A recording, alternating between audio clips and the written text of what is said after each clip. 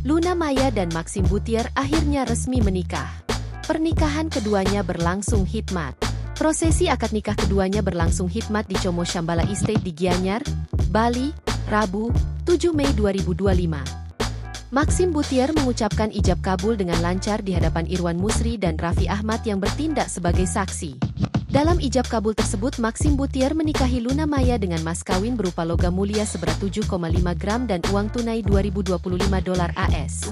Namun, di tengah rasa bahagia tersebut, ada sejumlah warganet yang malah berkomentar perihal ijab kabul yang dilakukan Maxim Buttier suami Luna Maya. Yang mana, dalam salah satu unggahan di akun gosip di Threads, memperlihatkan momen sakral ijab kabul Maxim Buttier. Namun, ada seorang warganet yang malah fokus hingga berkomentar perihal cara ijab kabul Maxim tersebut. Bukannya kalau ijab kabul satu tarikan nafas ya? Kok ini ada jedah nafasnya?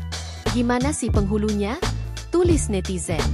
Dalam prosesi ijab kabul saat akad nikah sering terjadi sang mempelai pria harus mengulang pengucapan kabul karena kesulitan lantaran merasa harus menuntaskan ucapan dalam satu tarikan nafas.